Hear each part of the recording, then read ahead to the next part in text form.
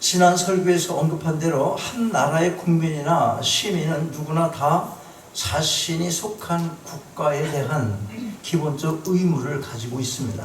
그러나 모두가 같은 방법으로 의무를 이행하지 않습니다. 하나님 나라를 이루어 가는 데 있어서도 마찬가지입니다. 가령 선교를 한다고 하더라도 모두가 다 선교지로 가지는 않습니다. 기도로, 물질로, 그 밖에 여러 방법과 모양으로 합력해서 선교 사역을 이루어가는 것입니다. 또 교회 공동체를 세워가는 데 있어서도 마찬가지입니다. 기본적으로 지금처럼 함께 드릴 이 공적 예배에서도 자신에게 맡겨진 일이 있습니다. 악기를 다루고 회중 찬양을 인도하고 또 파워포인트를 담당하는 등 이 모든 일들이 다 귀한 사역인 것입니다. 가볍게 생각하고 대충 할 일이 아니다. 그걸 우리가 늘 기억해야 하는 것입니다. 전에는 주보를 만들거나 이 세례식이나 성찬식에 물을 들고 이렇게 옆에 서 있는 사람들 있잖아요. 이렇게. 이런 사람들도 다 사역자로다가 그렇게 대우를 해줬어요. 취급을 했어요. 법적으로. 그래서 어떻게 했어? 영주권을 교회에서 신청할 수 있는 그런 자격을 줬단 말이지. 그만큼 교회에서 하는 모든 것들은 귀한 것이다.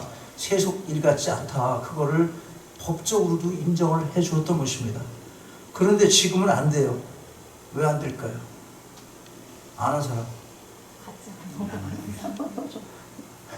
각자 여러 가지 생각이 있을 거예요. 왜 지금 안 되느냐? 교회에서의 그런 사역들이 어떤 가치를 가지고 있는지를 전혀 생각하지 않고 교인 숫자 늘리는 것, 또 물질과 관련하여 편법, 불법을 행해왔기 때문에 그런 것입니다. 그걸 아는 거예요. 그것을. 교회가 스스로 거룩성을 파괴한 것입니다. 그런데 교회가 공적 예배나 세례나 성만찬만 하는 게 아니에요. 교회는 영적인 것은 물론이고 건물을 포함해서 보이는 조직이 건강하게 세워져 가기 위해서는 여러 부분에서 합력할 필요가 있는 것입니다. 여기에 예배가 되는 교인은 아무도 없습니다. 무슨 말인가 하면 이 모든 것을 소명이나 사명과는 동떨어진 것으로 생각해서는 안 된다고 하는 것입니다.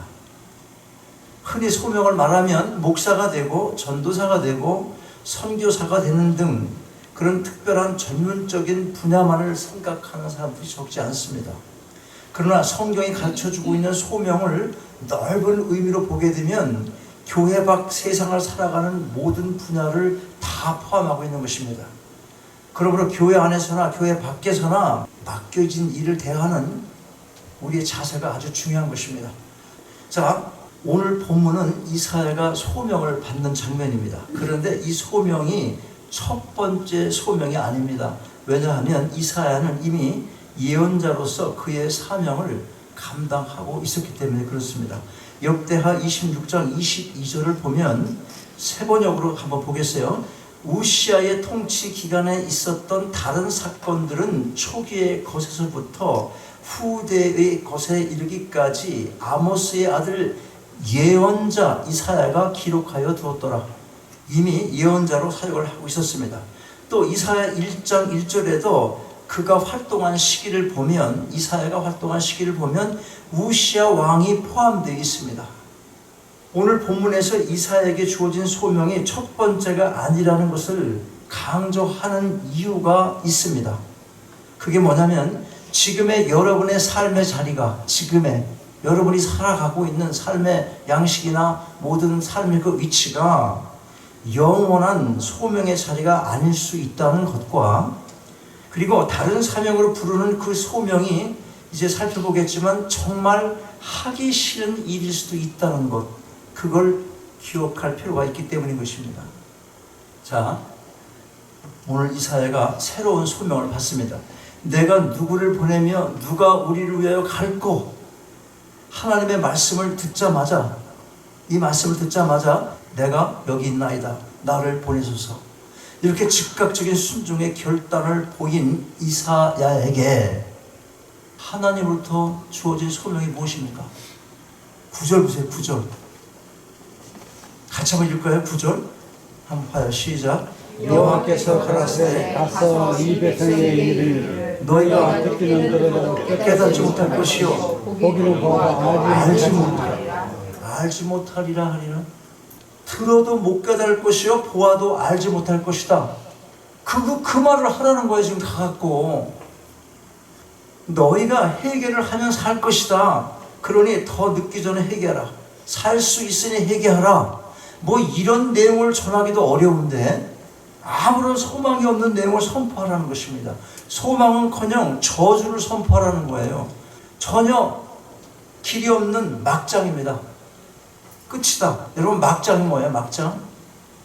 막장 드라마 그러잖아. 막장이 뭐예요? 갈 때까지 간 게 막장이야. 이 광고들이 땅을 파다가 땅 속에 들어가잖아. 더 팔 곳이 없는 곳이야. 딱 들어가 이렇게 딱 막혀 있어. 그걸 막장이라고 하는 거예요. 아주 끝이야. 끝났다. 이런 메시지를 전하라는 것입니다. 그런데 하나님께서 우리가 진짜 이해하기 어려운 말씀을 계속해서 하십니다. 10절을 보니까 이 백성의 마음으로 둔하게 하며 그 귀가 막히고 눈이 감기게 하라. 염려컨대 그들이 눈으로 보고 귀로 듣고 마음으로 깨닫고 다시 돌아와서 고침을 받을까 하노라. 이게 무슨 뜻입니까? 백성의 마음을 둔하게 하라. 귀는 막히게 하고 눈을 감기게 하라. 우리의 상식으로 이게 선지자가 할 사역이 맞습니까? 하나님의 사랑을 전하고 복음을 전하며 생명을 살리는 일의 부름을 받아도 그걸 영광으로 알고 기뻐하기는커녕 하나님 저는 아닌데요. 지금은 아닌데요. 이 핑계 저 핑계가 얼마나 많습니까? 더군다나 왜 남유다의 백성이 들어도 깨닫지 못하고 보아도 알지 못하게 되는지 그 이유까지 알려주고 있어요. 왜 그래야 하는지, 왜 그들이 알지도 못하고 깨닫지도 못해야 하는지 그 이유를 말씀하세요. 10절 후반절에서 뭐라고 하십니까? 그들이 다시 돌아와서 고침을 받을까 하노라. 무슨 말이에요? 이제 버리시겠다는 거잖아. 충분할 만큼 회개의 기회를 주셨다는 것입니다. 더 이상 관심을 두시지 않겠다는 정도가 아니라 이제 회개하고 돌아오지 못하게 하시겠다는 거예요. 자, 나를 보내소서. 이렇게 하나님의 소명 앞에 자신이 가겠다고 나섰지만 이사야의 심정이 어떠했을 것 같습니까? 아무리 순종을 결단했다고 해도 마음이 내키지 않았을 것입니다. 여러분, 하나님께서는 때때로 정말 원치 않는 일들을 맡기실 때가 적지 않습니다. 생각나는 선지자 없어요? 내가 가기 싫은 거 자꾸 가라고 그래서 안 가다가 어떻게 됐어? 3일이나 고기 뱃속에 들어가야 했던 사람 요나입니다. 내가 하기 싫어도 해야 되는 게 하나님의 부르심입니다. 그런데 여러분, 순종의 발을 내딛기만 하면 하나님께서 책임을 져 주시는 것입니다. 자, 그러면 왜 하나님께서 이런 소명을 주시지 않으면 안 되었겠습니까? 여기서 우리가 이들의 제약상이 어떠했는지를 다시 한번 기억할 필요가 있습니다. 이사야서 1장 21절부터 23절이에요. 그건 내가 아마 여기 해놨을지 몰라. 한번 넘겨봐요. 자, 한번 같이 읽어볼까요? 같이 천천히 시작. 신실하던 성읍이 어찌하여 창기가 되었는고 공평히 거기 충만하였고 의리가 그 가운데 거하였더니 이제는 살인자들 뿐이었다. 내 분은 입지가 되었고 너의 포도주에는 물이 섞였도다. 내 광백들은 폐하여 도적과 짝하며 다 내물을 사랑하며 사내물을 구하며 고아를 위하여 시원치 아니하며 과거의 송사를 수리치 아니하는도다. 이미 살펴봤던 것입니다. 정의와 공의를 통한 사람의 관계가 아니라 물질을 통한 사람의 관계로 연결되고 이익을 따지고 손해를 따지는 그런 계산된 만남으로 인간 관계가 맺어지고 있는 것이에요. 그때만 그렇습니까? 둘러보십시오. 세상을 살면서 무엇으로 연결되어 있습니까? 인격과. 자, 그렇게 만나니까 부정과 부패가 만연할 수밖에 없습니다. 당연히 뇌물을 줄 수밖에 없는 가난하고 소외된 사람들은 제대로 재판도 받을 수가 없게 되는 것입니다. 그 당시 그랬습니다. 지금도 마찬가지입니다. 돈 없으면 재판 못 받습니다. 여러분, 변호사 살 돈 어디서 나와? 변호사들 정신 차려야 될 게 너무나 많아. 이 사람들 변호사들 정말 진짜 순수하게 하나님 신앙으로 정말 돈 없어서 어려운 일 당하는 그런 사람들 돕겠다, 그런 마음으로 그렇게 해서 하나님이 변호사 딱 그래 그 길을 한번 가 그랬는데 되고 나니까 어때? 마음 바뀌는 거예요. 돈 안 들어오는 거 안 하려고 그래요. 한국에서 여기 와가지고 자식들에다가 변호사 됐으면 그걸 자랑하지. 빌딩 또 빌딩 샀다고 그러고 남 좋은 어려운 사람 도와서 그 일 하려고 참 지네들은 사는 것도 참 그래. 이런 말 하는 사람 아무도 없어. 걔는 뭐 요번에 또 뭐 뉴저지 어디다 또 뭐 집을 샀다고 그러세요. 이런 얘기하고 자랑하려고 그러고 그걸 또 권사 아들이 그렇고 목사 아들이 그렇고 장로 아들이 그렇고. 여러분, 우리 그렇게 살면 안 돼요. 그걸 성공이라고 그러고 간증하고 다니면 안 되는 거예요. 세상 사람들은 그렇게 살아도 그렇다고 쳐. 뭐 할 수 없으니까 세계관이 그러니까. 그런데 하나님을 믿는다는 사람들이 그런 거예요. 지금 그 사람들에게 가서 전하라는 거거든. 이 시대로 말하자면 세상 사람들이 아니라 교회를 다니는 사람들이 이런 삶을 살고 있다는 것입니다. 뭐가 다릅니까? 이 시대의 상황이. 자, 누구를 보낼꼬라는 하나님의 음성을 듣고 즉각적으로 나를 보내소서라고 순종으로 나갔던 이사야, 그의 반응이 무엇입니까? 그의 반응이 11절 어떻게 시작합니까? 내가 가로되 주여 어느 때까지니까? 언제까지 그들을 영적인 무지와 무감각의 상태로 내어버려 두셔서 결국은 심판을 받게 되는 상황까지 이르게 할 것인가? 이게 엄청 궁금했던 거예요. 하나님의 뜻이 정말 무엇인가? 하나님께 여쭙고 있는 거예요. 정말 내키지 않는 소명이지만 그걸 거부할 수 없는 이사야가 할 수 있는 질문이 이것 말고 다른 게 뭐가 있겠습니까? 이사야는 비록 이스라엘 백성의 죄는 징계를 하시지만 한번 택한 백성은 결코 버리지 않으시는 하나님의 신실하신 사랑에 대한 확신으로 심판이 끝날 때와 동족이 회복될 때가 언제쯤 될 것인지 그걸 진실로 안타까운 마음으로 묻고 있는 것입니다.